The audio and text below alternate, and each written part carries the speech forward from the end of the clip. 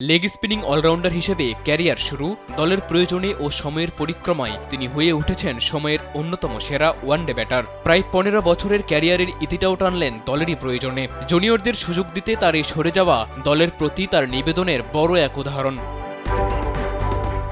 ২০১০ সালে অজিদের জার্সিতে অভিষেক হয় স্মিথের।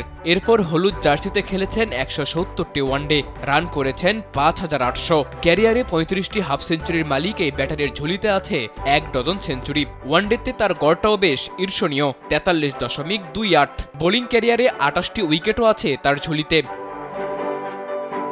ব্যক্তিগত অর্জনের বাইরে দলগত অর্জনের দিক থেকেও দুটি বিশ্বকাপ আছে স্মিথের নামের পাশে। ভিশনের ফুলঝুরি মেগা অফারে ফ্রিজ কিনলেই পাচ্ছেন ১৬ পিসের আকর্ষণীয় গিফট বক্স একদম ফ্রি। ২০১৫ এবং ২০২৩ সালে অস্ট্রেলিয়ার হয়ে একদিনের বিশ্বকাপ জিতেছেন এই তারকা ব্যাটার। অধিনায়ক হিসেবে অস্ট্রেলিয়া জাতীয় দলকে নেতৃত্ব দিয়েছেন ৬৪টি ম্যাচে, জিতেছেন ৩২টি এবং হেরেছেন ২৮টি ম্যাচে। শত শত প্রাপ্তির এই রেকর্ডের মাঝেও আছে কিছু দাগ, যার মধ্যে বল বিকৃত করে ২ বছরের নিষেধাজ্ঞা অন্যতম। তবে চাঁদেরও তো থাকে দাগ, তাই তো অস্ট্রেলিয়ান ক্রিকেটের এই চাঁদকে সাময়িক শাস্তি দিলেও ২ বছর পর আবার তার কাঁধেই তুলে দেওয়া হয়েছিল নেতৃত্বের দায়িত্ব। চ্যাম্পিয়ন্স ট্রফিতেও স্মিথের নেতৃত্বে খেলেছে অস্ট্রেলিয়া, যদিও এবার ধরা দেয়নি সাফল্য।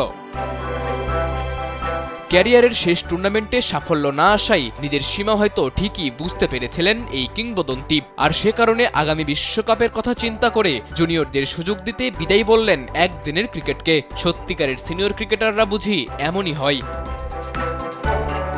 স্মিথের সম্মানজনক এই অবসরে টাইগার সমর্থকদের আফসোসটাই কেবল বেড়ে চলেছে, কারণ টাইগার সমর্থকরা তো এভাবে কখনোই তাদের ক্রিকেট ইতিহাসের লিজেন্ডদের বিদায় বলার সুযোগ পায়নি। এমনকি সময়ে সময়ে সিনিয়রদের থেকে দেশের ক্রিকেটের মুক্তির জন্য সামাজিক যোগাযোগ মাধ্যমেও সরব হতে হয়েছে তাদেরকে। সাদাতুর রাফি, কালবেলা।